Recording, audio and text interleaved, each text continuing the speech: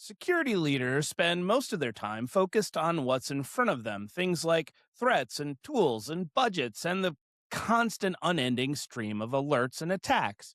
But some of the most important risks in security programs aren't loud. They're quiet assumptions, they're blind spots that form over time. So today I want to walk through a few things security leaders often aren't thinking about, but they should be if they want their programs to stay resilient as environments and threats keep evolving.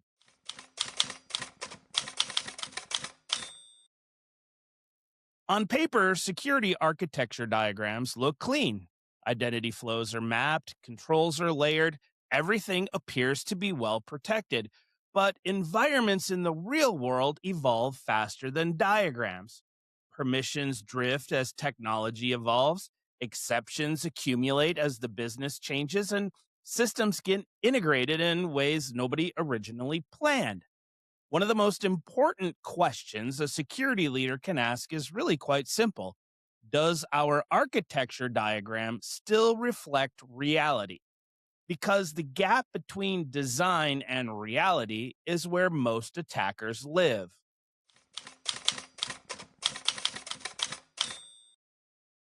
Technology has accelerated dramatically. Attackers can automate reconnaissance, exploit chains, and lateral movement faster than ever.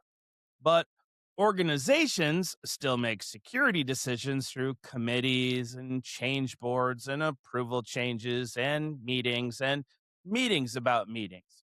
So the real risk isn't just technical weakness, it's the inability for decisions to get made as fast as the attacks change. If containment requires three approvals and a meeting and another meeting, the attacker already has the advantage. Modern security leadership isn't just about controls, it's about your ability to make decisions with velocity.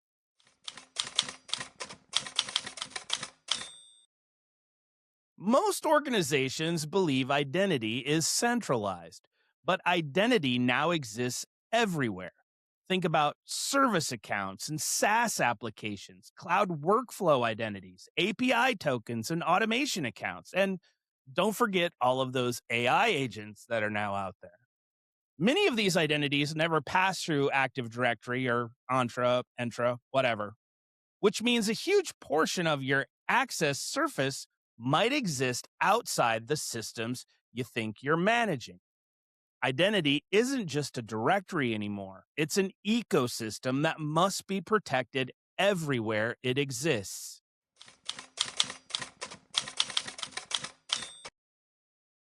Security leaders often focus on stopping attackers, as they should, but there is another force that is constantly shaping risk inside organizations. That is friction. When security processes become too difficult or slow, people adapt. They move files to easier locations, they create shadow workflows, they bypass controls that slow them down. This is where shadow IT and shadow cloud and shadow SaaS and now shadow AI take shape. Most insider incidents aren't malicious, they're driven because there's too much friction in your environment. Security programs that ignore usability eventually create the very risks they're trying to prevent.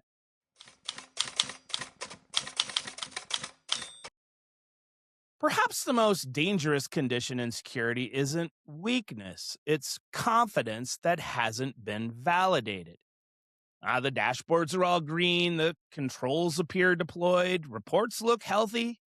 But unless those defenses are regularly tested through red teams and simulations and tabletop exercises and operational exercises, confidence can drift away from reality. Security leadership isn't about assuming your controls work, it's about proving they do and then proving it again. And now, my final thoughts. The hardest part of leading a security program isn't the technology or the people or the tools. It's having the right perspective. It's asking the questions that don't appear on dashboards. asking questions that challenge assumptions and force honest evaluation of your environment.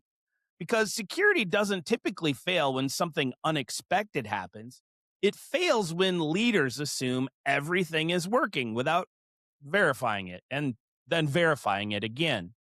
Strong security leadership isn't about knowing every answer, it's about continually asking the right questions.